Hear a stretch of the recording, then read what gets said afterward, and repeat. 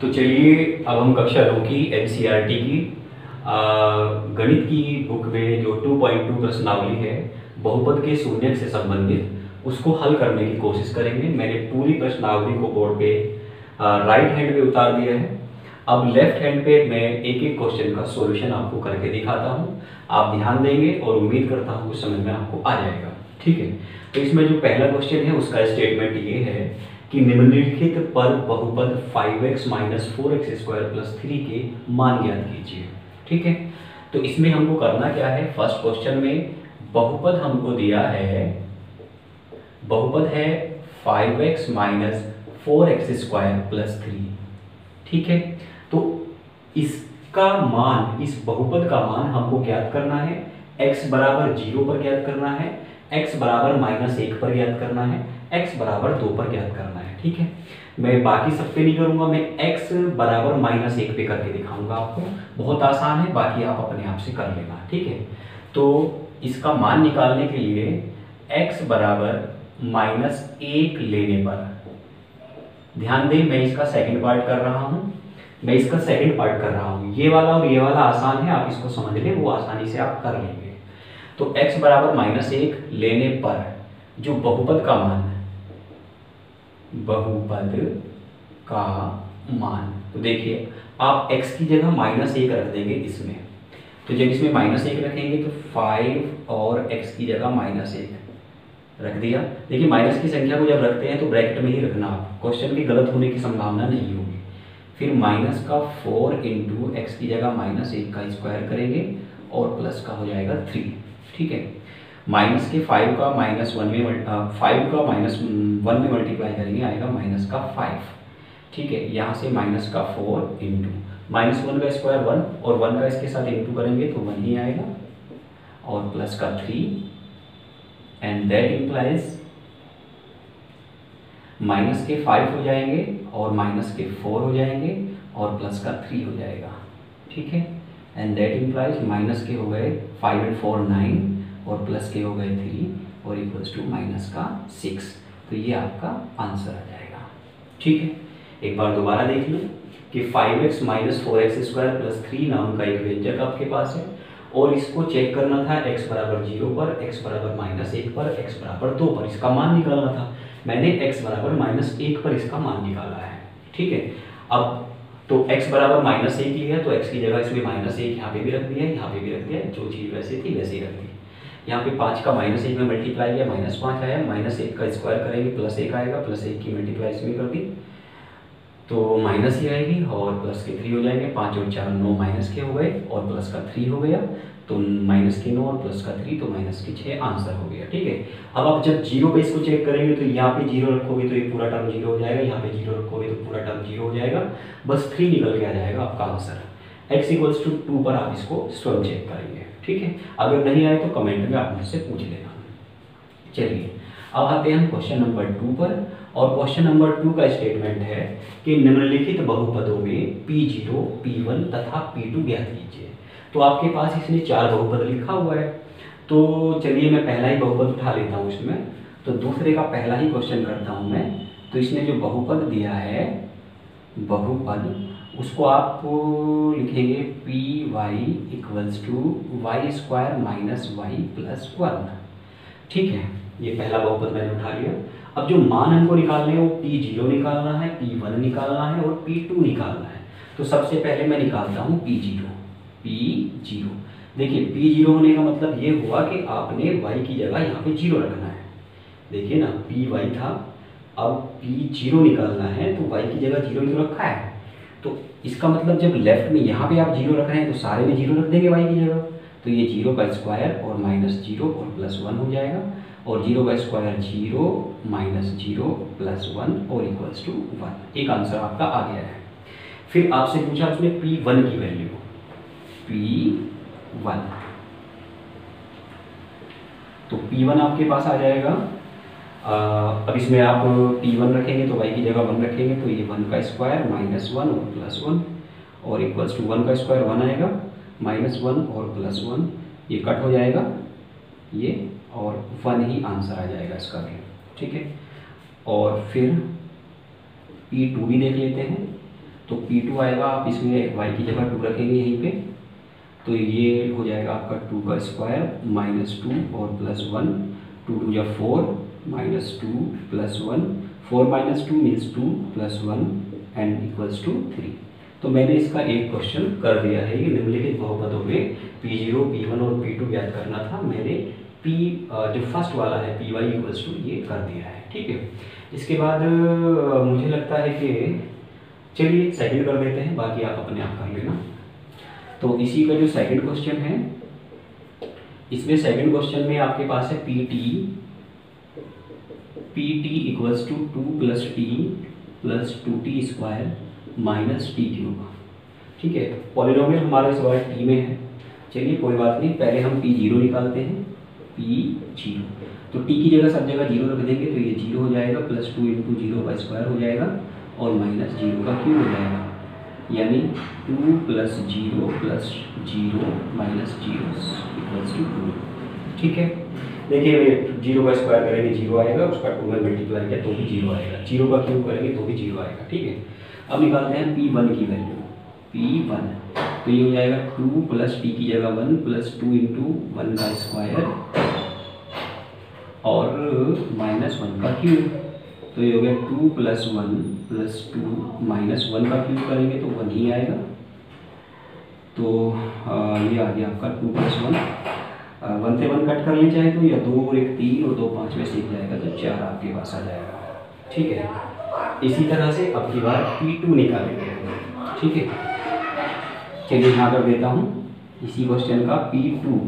तो P2 निकालने के लिए t की जगह 2 रखेंगे, तो ये हो जाएगा 2 + 2 + 2 × 2 का स्क्वायर और -2 का क्यूब, 2 + 2 + 2 का 2 या 4 8 हो जाएगा और -8 हो जाएगा, 2 का क्यूब 8 होता है, ये कट हो जाएंगे आपके, यहाँ से आ जाएगा आपके पास आंसर 4, ठीक है। उम्मीद करता हूँ पहले दोनों क्वेश्चन आपको समझ आ गए होंगे, ठीक है। अब हम अगले क्वेश्चन पे आते हैं। अगला क्वेश्चन हमारा रहेगा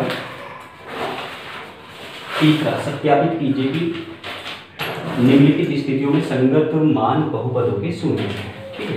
ये इंपॉर्टेंट क्वेश्चन होता है इस टाइप का, अक्सर एग्जाम में भी पूछ लिया जाता है, ठीक है। तो चलिए शुरू करते हैं, इसको साफ कर दें।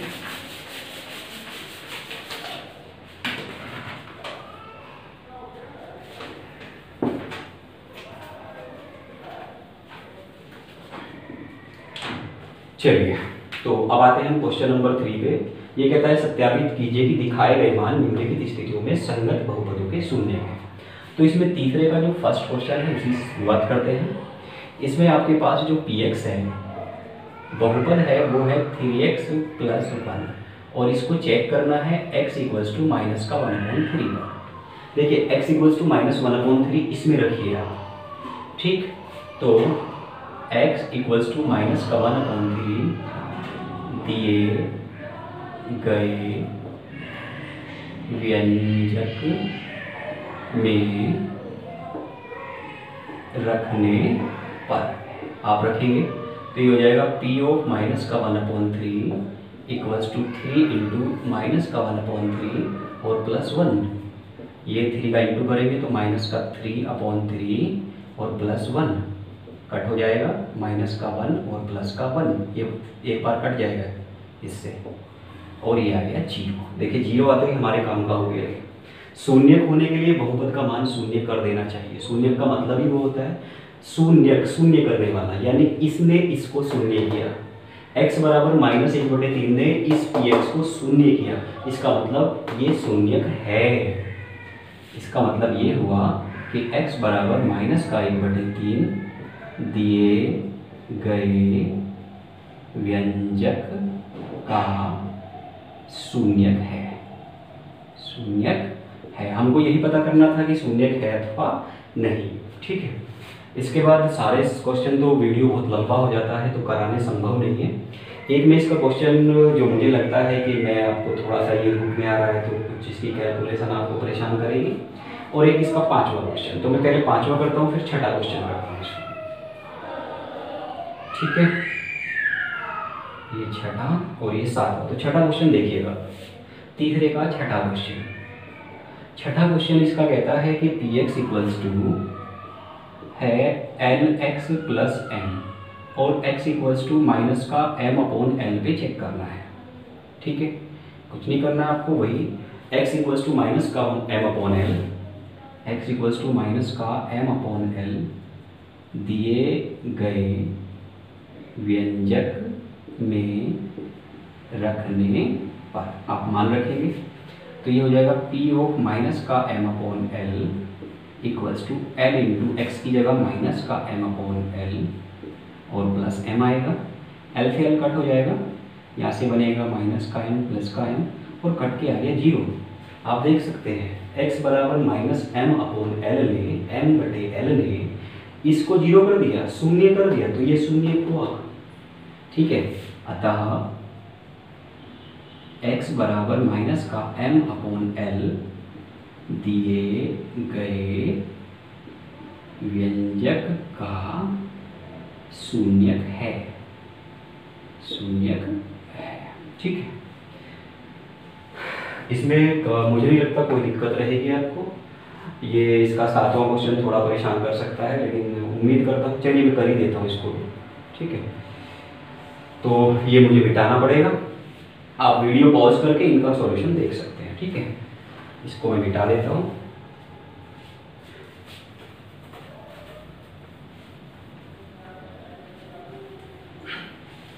चलिए अब हम तीसरे क्वेश्चन का ही ये 7 पार्ट देखते हैं।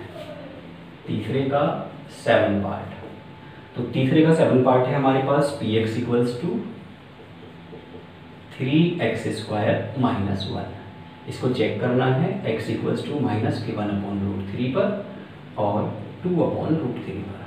ठीक है, दो वैल्यूज हैं हमारे पास, दोनों पे अलग अलग चेक करना है। चलिए पहले x इक्वल्स टू माइनस के 1/√3 को लेने पर, पहले हम इसी को ले लें, तो ये आपके पास p ऑफ माइनस का 1/√3 इक्वल्स टू हो जाएगा 3 इंटू माइनस का 1/√3 का स्क्वायर माइनस 1। देखिए मैंने कुछ नहीं किया, ये पूरी की पूरी वैल्यू उठा के यहाँ x की जगह रखी है बस। ठीक है, ये हो गया आपका 3 इंटू माइनस 1 का स्क्वायर 1, √3 का स्क्वायर 3 हो जाएगा और माइनस 1, 3 से 3 कट हो जाएगा और 1 माइनस 1 इक्वल्स टू 0। देखिए इस पे 0 आ गया है। चलिए अब उस पर चेक कर लेते हैं। अब x इक्वल्स टू 2/√3 लेने पर देखिए तो p ऑफ 2/√3 इक्वल्स टू हो जाएगा 3 इंटू 2/√3 का स्क्वायर और माइनस 1, 3 इंटू 2 या 4/√3 का स्क्वायर 3 माइनस 1, 3 से 3 कट हो जाएगा 4 माइनस 1 इक्वल्स टू 3। तो देखिए ये तो इसने तो जीरो किया है, x इक्वल्स टू वो माइनस के 1/√3 ने तो जीरो किया है, तो इसका मतलब ये तो शून्यक होगा, ये वाला तो शून्यक होगा, और इसने जीरो नहीं किया है तो ये शून्यक नहीं होगा। तो लिख देंगे अतः x इक्वल्स टू माइनस का √3 1/√3 शून्यक है और x इक्वल्स टू 2/√3 शून्यक नहीं, शून्यक नहीं। ठीक है, उम्मीद करता हूँ समझ आ गया होगा। इसके बाद हमारे पास आता है निम्नलिखित बहुपद में प्रत्येक स्थिति में बहुपद का शून्य ज्ञात करना है। ठीक है, ये सबसे आसान क्वेश्चन है। तो इसका देखिए कैसे करना है इसको। जैसे इसका फर्स्ट पार्ट आप उठाएंगे px x प्लस 5। ठीक है, तो ये px equals to x plus 5 है। आपको चेक करना है कि इसका शून्य क्या है। देखिए शून्य मैं फिर बता रहा हूँ, शून्य मतलब इसको शून्य करने वाला, इसको शून्य करने वाला कौन है, तो उसको पता करने से पहले इसको शून्य कर दो। ठीक है, उसको पता करने से पहले इसको शून्य कर दो, यानी सबसे पहले आप px का जो वैल्यू दिया है जिसका शून्य पता करना है, तो किसने इसको शून्य किया, पहले आप इसे शून्य कर दो। तो यानी px इक्वल्स टू 0 आप रखो लेने पर, तो यहाँ से आपके पास px मीन्स x प्लस 5 आपके पास 0 हो जाएगा और यहाँ से आपके पास x की वैल्यू आ जाएगी -5। ठीक है, यही इसका शून्य होगा। अतः x बराबर -5 दिए गए बहुपद का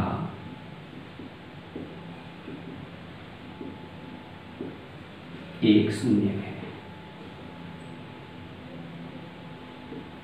एक क्या यहाँ पे तो ये इकलौता ही होगा इसका, बस बहुपद का शून्य है। होता क्या है कि देखिए ये रैखिक बहुपद है, एक पावर इसके ऊपर है, तो यहाँ पे एक ही शून्य मिलेगा आपको, ठीक है। बाकी सारे क्वेश्चन ही ये रैखिक में है। इसको करेंगे तो इसको जीरो रख लेंगे आप, जीरो रखेंगे तो x माइनस 5 बराबर जीरो, यानी x बराबर 5 हो जाएगा। जब इसके लिए करेंगे तो 2x प्लस 5 बराबर जीरो रखेंगे तो 2x बराबर ये 5 उधर जाके माइनस हो जाएगा, यानी सारे क्वेश्चन आपके हो जाएंगे बड़े आराम से। मैं इसका लास्ट क्वेश्चन कर देता हूँ।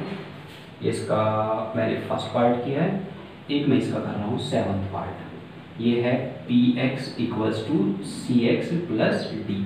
अब इसका शून्य ज्ञात करने के लिए आप इसको जीरो कर देंगे, तो cx प्लस डी बराबर जीरो रख देंगे, px को जीरो रख देंगे आप, px को आप जीरो रख देंगे तो cx प्लस डी जीरो हो जाएगा, और यहाँ से cx equals to minus d हो जाएगा, और x इक्वल्स टू माइनस का d अपॉन सी हो जाएगा। तो x equals to minus d upon c इसमें रखेंगे तो जीरो वैल्यू हमको दे गए, तो ये इसका शून्य हो जाएगा। चलिए ठीक है, आज हमने कितना सीखा थोड़ा सा रिमाइंड कर देते हैं। देखिए एक बात आपको ध्यान रखनी है कि शून्य का शून्य होना आवश्यक नहीं है, शून्य का शून्य होना आवश्यक नहीं है। शून्य बहुपद को शून्य करता है, खुद शून्य हो इसकी कोई गारंटी नहीं है, कोई जरूरी नहीं है, और वो केवल शून्य बहुपद के लिए शून्य जीरो होता है, एक बात। दूसरी बात, जो रैखिक समीकरण होते रैखिक बहुपद होते हैं उनका शून्य एक होता है, जो द्विघात होते हैं उनके दो शून्य होते हैं, जो त्रिघात होते हैं उनके तीन शून्य होते हैं, और जो चतुर्थ घात होंगे उनके चार शून्य होंगे।